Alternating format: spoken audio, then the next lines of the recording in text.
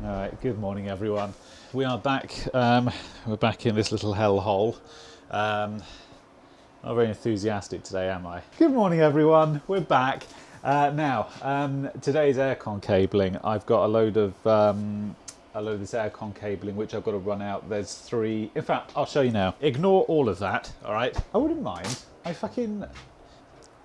had a tray, right? There was a tray in here, and this is all dangling now because I've got to pull out most of this cabling. Although it seems silly, most of this now has to come out because a lot of it was just temporary cabling while we were refitting upstairs. I wired in the hob. Some fucking knob has cut the they've cut the 10mm to the hob. Really, I want to find who it was and stick a fork in his face. So anyway, it doesn't actually matter, it's got to come out anyway because there's another MK board going below. But this looks like a bit of a rat's nest at the moment because I had to take the tray out to... a lot of these are temporary, so they've got to come out, so it was easy to take the tray out, so it looks like a bit of a dog's dinner at the moment. So it will get better, it just doesn't look it at the moment. But I'll show you through there now quickly before we go any further. Right, this was the old aircon cabling. This guy's basically, he's remodernising most of this house, and so he's basically replacing most of the cabling here, which is why a lot of this is being done in stages. You can't just come in here and just bosh, do the whole lot in one hit. Everything is very painfully being done in stages. So outside there are 3 isolators. He's got 3 aircon units, and that's one of the old ones which has got to come out. I've run one new one in now on this bit of tray. This is the second one. I've got to pull a third one in now. Yeah, so let me run these in a second. I'll come back in a sec. 20 minutes later. Right, this is the last of the aircon cabling. There's 3 which I've pulled in. So basically, this here, for instance, this was one of the aircon cables that, for some, I don't know, they ran it on singles on top of the tray. I don't know why. I'm guessing it didn't have any twin on the van or something. I don't know. So that's got to come out. But this is what I mean about this temporary thing. So this, I mean, it's dead now, but this goes into this box up here, which is pretty much all dead now. This, because the fuse board was here on this piece of faded paint. The fuse board was there. We had to move it over there. But in the process of moving it, we had to extend a load of cables, which is where this box came in. So we put this here temporarily. We put this in temporarily to be able to extend the cables over there. These can now come out as the job progresses. These can now come out. The new aircon cabling can go in because it's now ready for it. So it's a bit of a sort of, you go forwards 1 step and back a step, then forward 3 steps and back 1. It's a constant battle like that. You know when you get new clothing and then you've got to start getting it dirty for the first time? I mean, brand new Caterpillar stuff's getting dirty. That hole there that you saw on the inside of the house is just here behind this condenser. So that's the isolator there, which I've got to run the new cable to, this one here. So I've got to run it to there. That cable there has got to come out and I've got to put this new one in. That's the plan. So give us 5, let me get set up and we'll report back in a more. Okay, so that, I don't know how well you can see this, hang on. There, I should be a bit better. So that's one condenser, that's another one, and there's another one literally just above where you're sat there's another one just up here. So one of those, there's 2 here, one of these cables is going to go and do that one, and one will do this one here. I've got a very cold willy sat on these tiles. It is very chilly here. Right, let me get these isolators off and we'll report back in a sec. Sitting under here, you sort of realise that if this collapses, you're pretty fucked. One of these collapsed in Kensington. They were these balconies, because this is someone's balcony above. It's actually this homeowner's.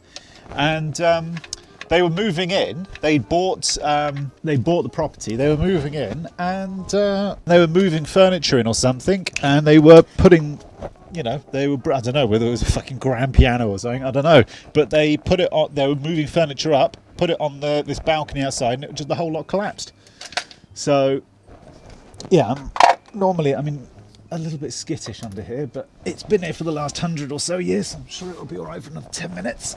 I can't say this was the most sensible place to put the isolators. I'd rather have put these by the fuse board. I know they say they...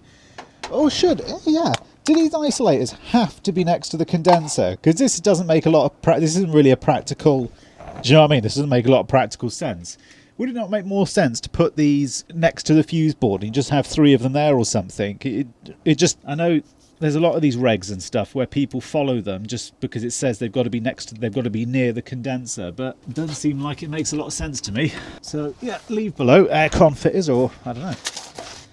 I'm just putting it back here where it came from. I met a subscriber the other day in Camden Town. I'd finished a job and I was got to the traffic lights. I was sat there waiting, and this little white van pulled up, and this guy, I think he was so excited he nearly had a heart attack. He was ever so. I'll leave the clip here actually. Very fucking gassed, yeah. Man, starstruck, yeah. I literally just, I was driving down Jamestown Road, yeah. And guess who I fucking just met? Guess who I fucking just met? Thomas Nagy, bruv. Thomas fucking Nagy, the electrician. You know, who does the YouTube channel, yeah? And he does the fucking YouTube. He was in fucking traffic down there, fam. He was in traffic, and I was turning from Camden Road onto Jamestown Road, and I saw him in fucking traffic. And I wind down my window and I go, "Hey, Thomas fucking Nagy!" Put my hand out, and he was like gassed as well. He put his hand out to me, yeah. We shook hands, yeah, like shook hands. And then I was like, "Yeah, I love your fucking shit, bro. I love your fucking shit." And then we just fucking drove on. We just drove past. I was fucking gassed, bro. He was very excited, as you can see. Gassed, I've never heard of that. Do you ever see a video of me getting gassed, like? Me getting gassed? I've never seen that. I've never heard of the word getting gassed. But yeah, no, it was good to meet you, whoever you were. If I was pulled over or something, I'd have stopped and, you know, bought you a coffee or something, we'd have had a chat. But as it normally is the way, you were driving, I was driving, and couldn't stop to talk. It's probably worth mentioning that there's a large proportion of people leaving colleges and stuff, because they do email, they ask and stuff like, "Oh, should I work for myself? Do you think it's a good idea?" It is a good idea, but it's probably worth mentioning that jobs like today are a classic example where it's very antisocial, because you are basically just working, you're just working on your own in a cold, shitty environment, you know. So you have got to be sort of mentally okay to work on your own, because, you know, I mean, it makes a change. The camera guy's here today, so for me it's a bit of company, but if he wasn't here today, I would just be, you know, I'd just be on my own, dropping all the key fobs out of my pockets.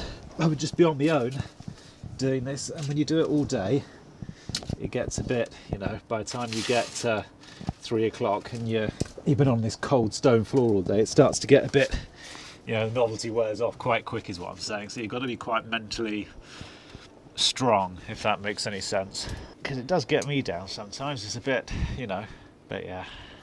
I'm not using steel ties here, fuck that. I don't think it's really going to have any effect. It's not going to hurt anyone, no one's going to die. I don't think it's going to inhibit a fireman's access, because he sure as hell ain't going to go through that window.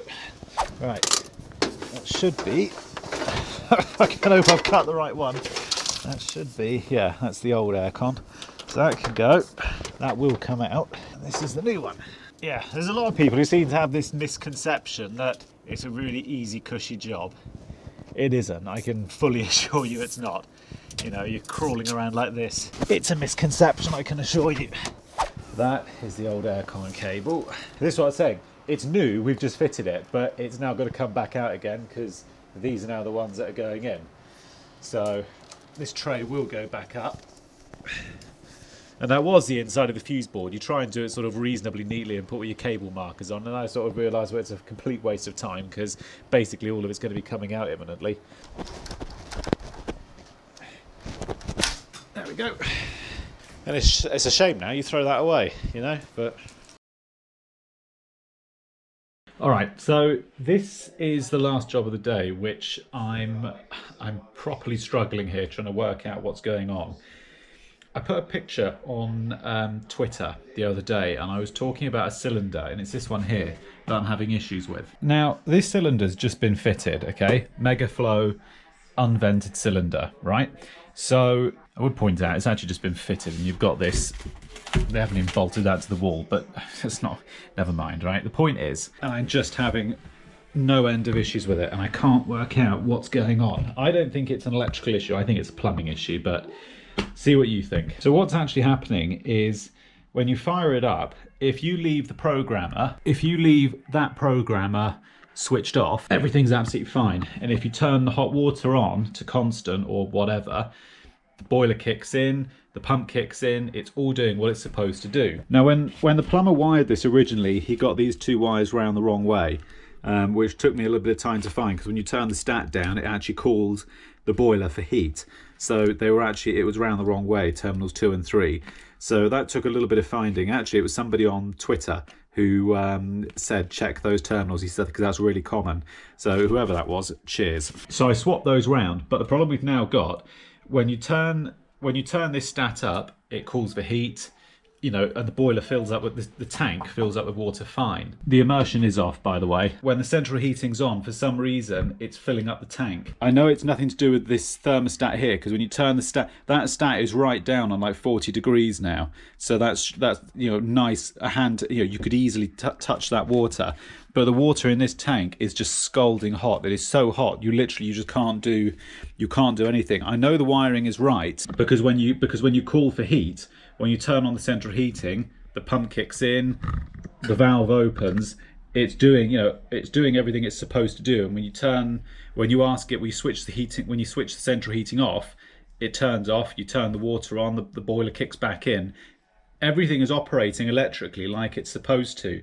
But for some reason, when he calls for central heating up the water in the tank, but it's not heating it up like a little bit, it's heating it up to the point it's so hot. I mean, it's you open the kitchen tap, I mean, it's just steam that comes out of the tap. It's so hot, you couldn't even wash dishes with it, you know. It's so hot you can't even use the water, which means that stat there is doing absolutely sod all, because that should be controlling the temperature of the water in here. But for some reason when you turn the stat up and down, it is working, because the boiler, when you ask it for water, it clicks in and the boiler switches on and off. But it's got something to do with the central heating. Now apparently that's a new valve, and I know for a fact that is not a new valve. That is not, there is no way that valve is new. So I did notice this fray in the cable here, so I'm going to go and put a proper junction box on that now. And I have followed that Megaflow, this is the actual book that came with it, the Megaflow book. And I have followed that diagram to the letter. That is absolutely, I've backtracked every single thing, and it is not, there is nothing on there which, do you know what I mean? Everything is, I've done it absolutely by the book. So I can't understand why he's permanently got a cylinder full of hot water. It just doesn't make, he shouldn't have that, you know. What I did notice, this was something that was raised on Twitter, right, is on this wiring diagram, it says there's a 2-port valve which is supplied. Now that's not fitted anywhere on this installation. There is nothing, there's no 2-port valve anywhere here at all. There's just this 3-port valve. But apparently that could be one scenario. There's no 2-port valve, and apparently that's got something to do with it won't let the hot water into the cylinder when the central heating's on or something. I don't know. Now I was wondering whether that valve is shot, whether there's like, it's not actually opening and closing correctly, and it's during the central heating, it's seeping past the valve. But then I heard that's why you have to have a 2-port valve fitted. I mean, I also question the integrity of the plumber, because they've put all of the, I mean, they've used sellotape on the insulation, sure. You know, there's not, the quality is not shining through, shall we say. It is worth pointing out, customer makes awesome coffee and cake. It's proper good. I got a feeling that valve's fucked, because AB is I've actually been on the phone to a chap who was very kindly helping me out on Twitter. I'll leave his thing here on the screen somewhere. Very kindly helping me out. Basically, AB is from the boiler, which is red hot currently, but the problem is that valve isn't shutting off B, which goes into the cylinder, because that is exactly the same temperature as that. So that valve's shot. I mean, I understand that in the cylinder has got coils to heat up, so when you ask for heating, it also heats up the water. But that thermostat, when it reaches temperature, it should tell the valve to shut off pipe B, but it's not doing that, because that is exactly the same temperature as that one.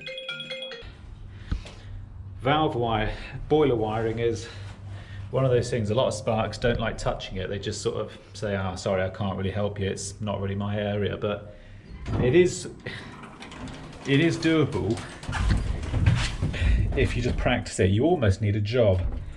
You almost need a job like that one, where you actually don't know what's wrong and you just have to trace it bit by bit by bit, and eventually it starts to make sense. I haven't totally got it myself yet, but I'm more or less there. But you just need jobs like that where it's fault finding, where you're forced to have to try to understand it,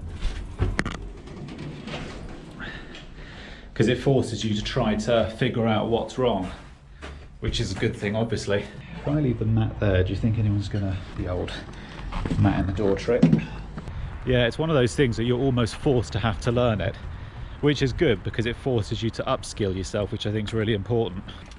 You always get sparks who are like, oh, if you don't know how to do that, you shouldn't be